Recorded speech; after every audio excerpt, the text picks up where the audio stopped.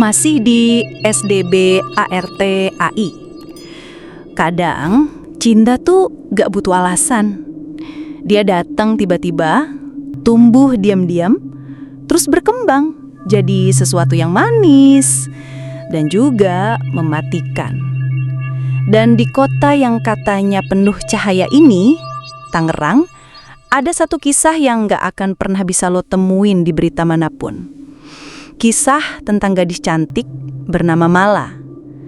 Gadis manis dari keluarga terpandang yang hidupnya hancur karena satu hal, cinta yang salah waktu dan salah tempat. Mala bukan cewek biasa, dia punya segalanya. Wajah cantik, khas Indo, kulit bening, bibir merah kayak kelopak mawar, dan mata yang kalau lo lihat langsung bisa bikin lo lupa caranya napas. Anak tunggal dari pasangan Bima dan Yanti, orang kaya di salah satu kawasan elit di Tangerang. Kehidupannya tertata, penuh batas, penuh peraturan. Tapi semua berubah sejak Mala kenal satu nama, Adam. Adam cowok yang gak pernah sekolah tinggi, tapi punya pesona yang liar. Tatapan tajam, suara berat, dan aura yang bikin penasaran. Mereka ketemu di kafe kecil, di pojok jalan tua. Perkenalan yang singkat, tapi bikin ketagihan. Dan dari situ, hubungan mereka nggak bisa dihentikan. Ciuman pertama, pegangan tangan di tempat gelap, pelukan yang diam-diam di dalam mobil, semua itu berkembang jadi malam-malam panjang yang penuh hasrat. Mereka pacaran diam-diam selama 8 bulan. Dan pada beberapa bulan kemudian, Mala hamil. Awalnya Mala pikir bisa nutupin semuanya. Tapi dunia nggak sebaik itu. Suatu malam, ibunya nemu alat tes kehamilan di kamar mandi. Dan segalanya runtuh. Bima, sang ayah, ngamuk. Nggak cuma marah, tapi juga merasa harga dirinya diinjak. Anak semata wayangnya hamil di luar nikah. Dan sama siapa? Cowok biasa yang gak punya nama. Keputusan diambil cepat. Adam harus disingkirkan. Dan dari sinilah mimpi indah Mala berubah jadi neraka berdarah. Hari itu, Mala dan Adam janjian ketemu di sebuah hotel di tengah kota. Kamar 2008. Mala udah ngerasa aneh dari awal. Hawa dingin, suasana sunyi banget, dan Adam kelihatan lebih sayang dari biasanya. Mereka bercinta untuk terakhir kalinya. Tapi gak ada yang tahu, malam itu adalah malam terakhir hidup mereka berdua. Saat Adam dan Mala masih dalam pelukan, pintu kamar itu tiba-tiba dibuka paksa. 7 orang pria bermasker, bersenjata. Adam gak sempat apa-apa. Dia ditarik dari ranjang, dipukul, diinjak, dan ditusuk berkali-kali tepat di dada. Malah hanya bisa teriak histeris, telanjang, bersimbah darah pacarnya sendiri. Dia ngambil pisau buah dari meja, coba melawan. Tapi satu dari mereka langsung menikam perutnya. Tik, tik, tik. Darah muncrat ke spray, ke dinding, ke wajahnya sendiri. Dan dengan tubuh yang setengah hidup, malah dilempar keluar dari balkon, jatuh dari lantai 20. Buh! Tubuhnya menghantam atap kaca restoran bawah hotel. Dan yang terakhir dilihat orang adalah bayi kecil dalam perut Mala yang ikut hancur bersama ibunya. Berita tentang kematian Mala dan Adam langsung disebar sebagai bunuh diri akibat depresi. Orang tua Mala nangis sejadi-jadinya. Tapi semuanya berubah saat mereka tahu orang yang membunuh Mala adalah orang yang mereka bayar sendiri. Karma gak nunggu lama. Bima dan Yanti ditemukan tewas beberapa minggu kemudian. Bima tergantung di ruang kerja, matanya terbakar. Yanti, tubuhnya hilang cuma rambut panjangnya doang yang ditemukan di kloset kamar mandi. Dan cerita ini belum berakhir. Karena malam-malam setelah itu, satu persatu dari 7 pria yang membunuh Adam dan Mala mulai menerima kunjungan. Sosok perempuan, telanjang, rambut panjang menyapu lantai, perutnya robek, menganga. Isi perutnya jatuh menetes pelan di lantai. Matanya melotot. Bibirnya tersenyum penuh dendam. Dia bukan lagi Mala. Dia adalah jiwa yang menuntut balas. Dan kisah pun dimulai. Kafe kecil di pojok Jalan Tirtayasa dipenuhi aroma kopi, asap rokok, dan lagu-lagu dari era 90-an yang muter pelan. Di meja pojok dekat jendela, duduklah seorang gadis, Mala. Wajahnya cantik banget, tapi bukan yang lebay atau menor. Cantik yang bikin lo ngeliat 2 kali. Kulitnya putih bersih, rambut lurusnya diikat simpel, dan senyumnya itu, senyum yang bisa bikin cowok waras langsung ngerasa bodoh. Maaf ya, telat. Sebuah suara berat, hangat, dan sedikit serak terdengar dari arah pintu masuk. Adam, cowok berjaket jeans lusuh, kaos hitam polos, rambut sedikit gondrong acak-acakan. Tatapannya tajam, tapi bukan tajam galak. Tajam yang kayak bisa baca isi hati. Mala langsung nyengir. Nungguin lo tuh kayak nungguin hujan pas kemarau. Capek, ngeselin tahu. Adam nyengir balik, duduk, dan langsung narik tangannya. Kangen gue. Suara Adam pelan, tapi penuh makna. Mala cuman ngangguk sambil merhatiin tatapan cowok itu. Ada yang beda. Entah kenapa malam itu semuanya terasa lebih dalam, lebih berat. Mereka ngobrol lama, dari cerita kampus, masa kecil, sampai obrolan tentang hidup setelah mati. Mala emang beda. Dia gak kayak cele-cele lain yang Adam kenal. Dan Adam pun bukan cowok yang sekedar mampir. Dia bener-bener cinta. Dan malam itu, setelah 2 cangkir kopi dan pelukan di pinggir jalan, Mala ngomong pelan banget sambil nempel ke dada Adam. Lo mau gue? Beneran mau, Adam? Adam cuman diam. Tangannya megang pipi Mala pelan.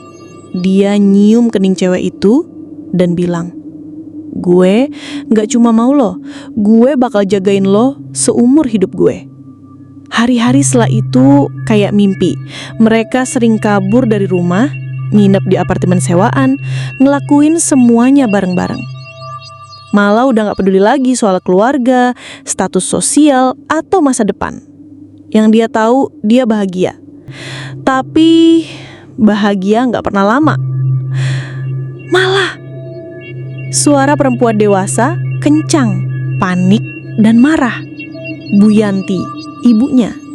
Mala kaget, berdiri dari tempat tidur, pakai jaket buru-buru nutupin perut. Apaan sih, Bu? Ini apa ini, ha? Kamu hamil, di luar nikah, sama laki-laki kampung entah siapa. Cepat katakan siapa laki-laki brengsek itu. Sudah, Abi, jangan emosian dulu. Emosian dari mana? Ini aib, Yan, aib. Mala di sudut ruangan cuma bisa nangis. Matanya merah, hatinya hancur. Tapi satu yang dia pegang teguh, dia cinta Adam. Malam itu juga, tanpa sepengetahuan Mala, Pak Bima nelpon seseorang. Gue gak peduli caranya gimana, singkirkan dia. Besok kalau bisa, jangan sampai anak gue nyentuh dia lagi. Suara itu dingin, gak ada sisa rasa sayang sebagai ayah. Dan dari sini, kisah mereka berubah.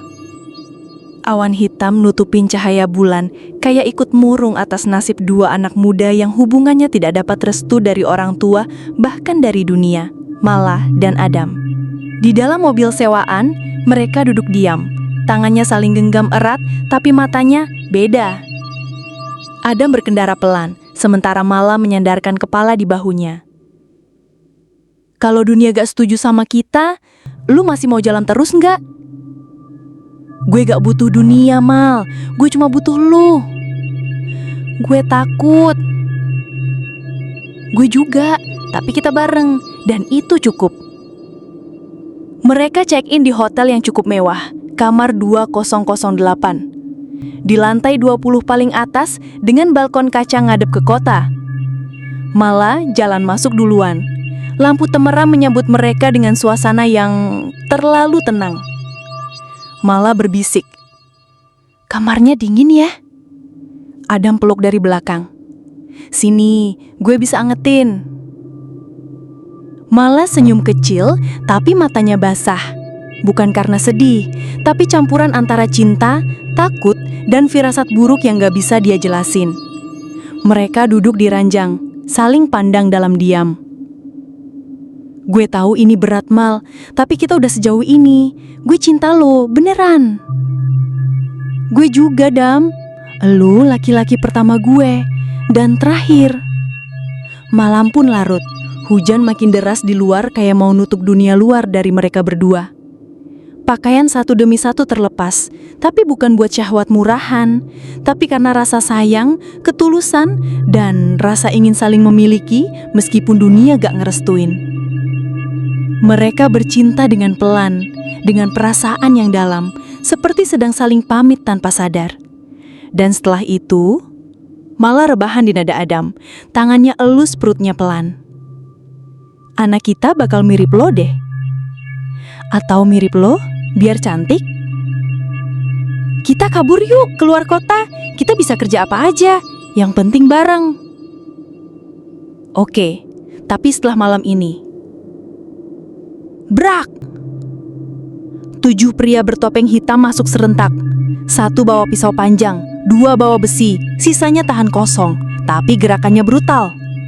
"Woi, siapa lu semua?" 1 dari mereka langsung mukul Adam pakai besi ke kepala. Buh! Adam jatuh ke lantai, berdarah. Mala teriak histeris, "Adam!" Mala tarik selimut, nutupin tubuhnya yang telanjang. Tapi 1 dari mereka nyeret dia ke lantai. Mala berteriak mengamuk, "Lu semua gila! Adam!" Adam bangkit setengah sadar, coba nyerang 1 dari mereka, tapi langsung ditusuk. Darah menyembur dari dada Adam. 1 tusukan, 2, 3. Mala lihat semuanya. Mata cowok yang dia cinta pelan-pelan kosong. Tangan yang tadi meluk dia sekarang lemas. Jatuh. Adam tewas di depan mata Mala. Mala menjerit, "Gue bunuh lo semua!" Dia meraih pisau buah dari meja, menusuk salah 1 penyerang di bahu. Tapi itu gak cukup. 1 dari mereka langsung balas, menusuk perut Mala berkali-kali. Darah mengucur deras dari perutnya. Tempat janin kecil itu ada. Mala lemes dengan suara terakhir, "Anak gue, Adam!" Dan dengan tubuh bersimbar darah, Mala dilempar dari balkon lantai 20. Brak! Tubuh Mala remuk di atas atap restoran, perutnya robek, bayinya ikut hancur. Semuanya. "Goblok, kenapa lo bunuh juga itu cewek? Kita disuruh buat bantai cowoknya doang." Kacau-kacau. 2 bulan berlalu sejak tragedi malam itu. Media bungkam, polisi diem. Hotel ngaku gak ada CCTV, rusak. Semuanya kayak ikut nutupin 1 pembantaian cinta paling brutal yang pernah ada di kota itu. Tapi 1 hal yang mereka semua gak tahu, Mala belum pergi. Jiwanya tertinggal, terkurung antara dendam dan kematian, dan sekarang dia lapar. Bukan lapar cinta, tapi lapar darah. 1 dari 7 pria bertopeng hitam itu, Doni, yang saat itu megang besi, sekarang kerja jaga malam di pabrik tua dekat tol Karawaci. Tempat sepi, bau oli, tembok lembab, dan lampu-lampu mati satu-satu. Doni ngedemel sambil ngopi. Gila, makin lama makin sering ngerasa kayak diawasin. Jangan-jangan karma ya? Dia buka handphone, ngeliat lagi video rekaman waktu Mala dilempar dari lantai 20. Cantik sih, sayang kebanyakan gaya. Tiba-tiba lampu mati total. Doni berdiri panik. Oh, anjing, mati lampu. Di kegelapan ada suara. Suara perempuan menangis lirih tapi aneh, kayak dari bumi perut. Adam! Doni langsung ambil senter, tapi cahaya itu cuma nyorot dinding retak penuh darah. Doni, sial, siapa di situ? Besi tua jatuh sendiri dari rak atas. Doni mundur, dan tepat di depannya, malah berdiri, telanjang, kulitnya pucat kelabu, rambutnya panjang, lepek, dan menutup dada yang penuh bekas tusukan pisau. Perutnya robek besar, isi perutnya jatuh dan menyeret lantai. Matanya bolong, hitam, kosong, tapi melotot penuh amarah. Doni berteriak dan lari sekencang-kencangnya, tapi pintu gudang ketutup sendiri, terkunci, senter mati. Jangan dekat-dekat, gue cuma disuruh. Bunyi kuku panjang diseret di tembok, malah muncul dari dinding. Tangannya meraih kepala Doni. Kuku sepanjang 20 cm menusuk mata kiri Doni sampai tembus ke tengkorak belakang. Doni berjerit, "Ah!" Malah cabut matanya, lalu cakar perut Doni sampai ususnya keluar, dijilat pelan lalu dicabik seperti binatang lapar.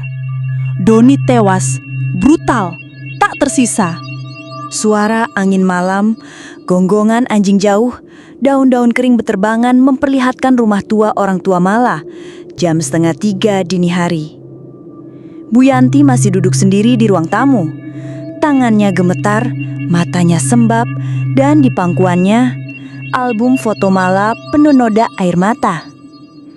Tiba-tiba, lampu ruang tamu mati total. Pak Bima, mati lampu. Gak ada jawaban. Bu Yanti berdiri jalan pelam ke arah dapur. Langkahnya berat, napasnya sesak. Di ujung koridor rumah, samar-samar ada sosok berdiri. Kurang jelas, tapi tinggi, rambut panjang, tubuhnya telanjang penuh luka. Siapa itu? Tiba-tiba, sosok itu lari ke arahnya dengan cepat. Tapi pas dia nyalain korek api, tidak ada siapa-siapa. Pak Bima yang baru saja keluar dari kamar mandi mendengar bisikan di telinganya. Kau kirim kematian, maka kau akan mendapatkannya. Pak Bima teriak, "Yanti!" Suara jeritan Bu Yanti terdengar dari arah dapur. Ah!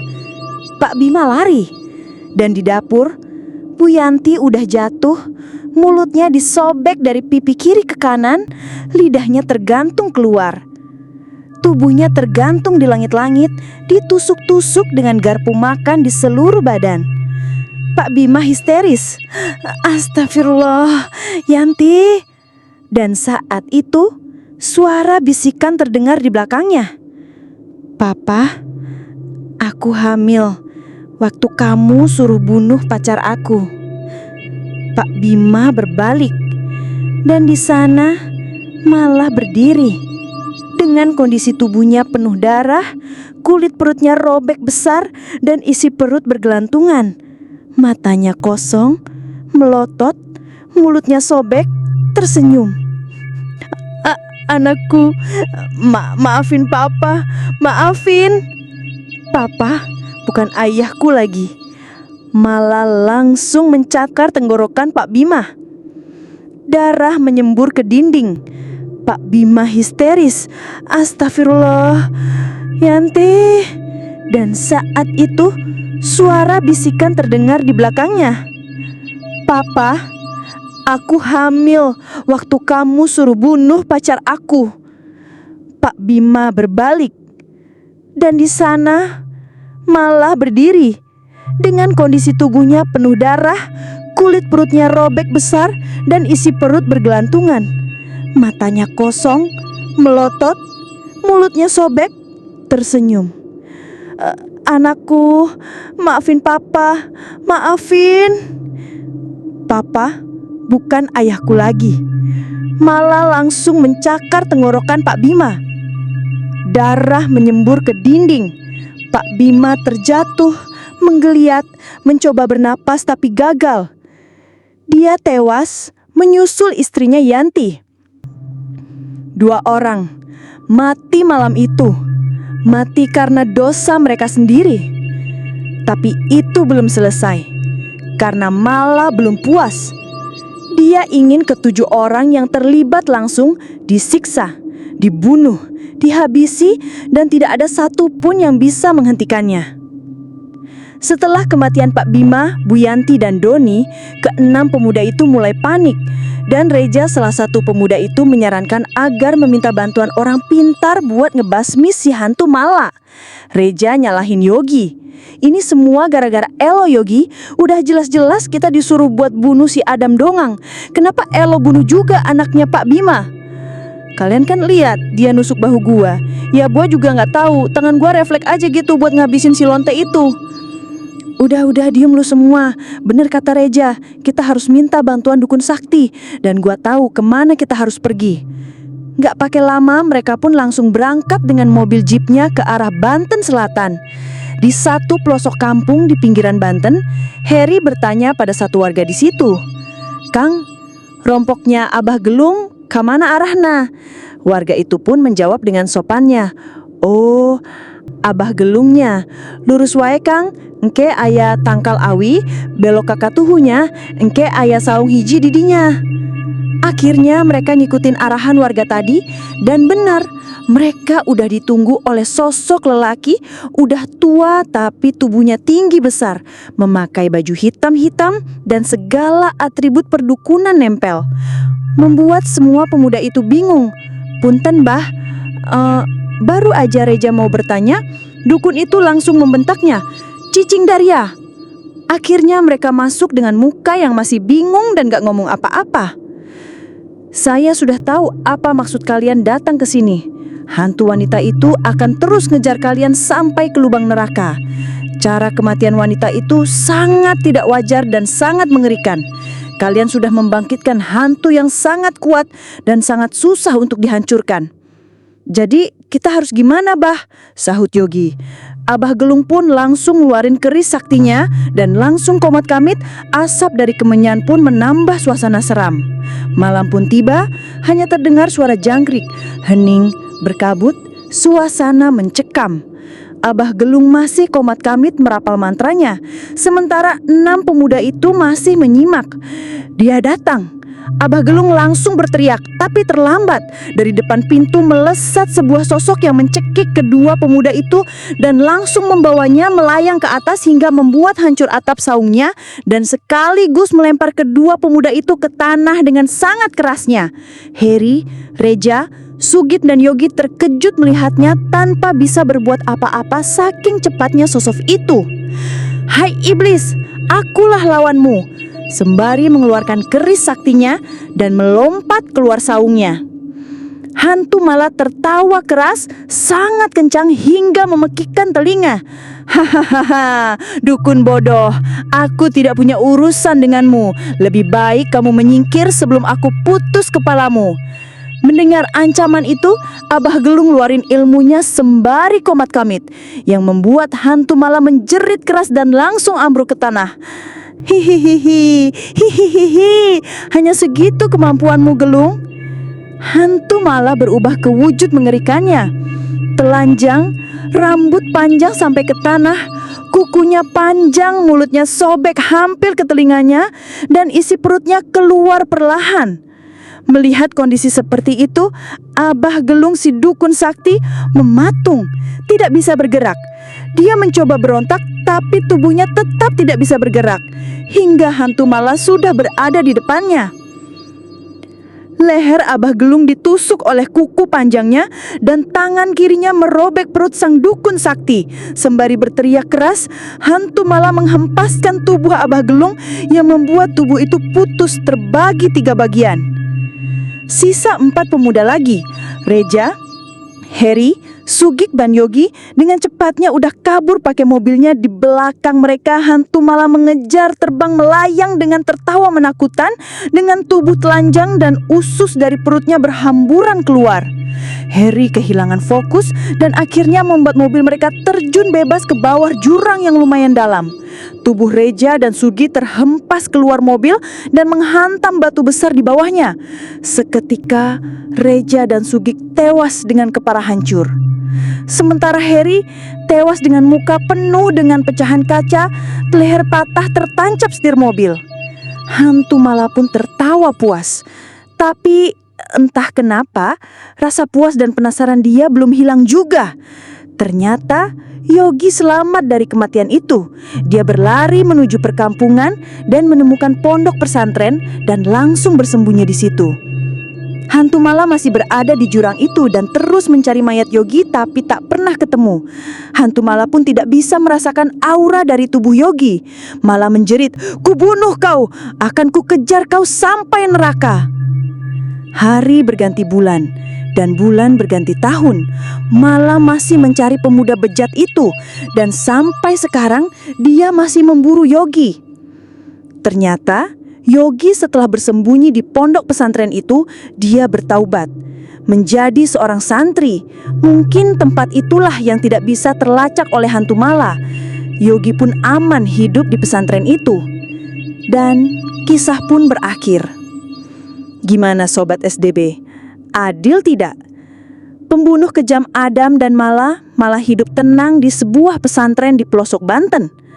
Entahlah, silahkan kalian komen ya. Cinta bisa menyelamatkan, tapi kalau dihancurkan dengan cara yang salah, bisa jadi kutukan yang tak berujung. SDB Art AI undur diri. Terima kasih sudah dengerin cerita ini. Ketemu lagi di konten selanjutnya dan salam misteri.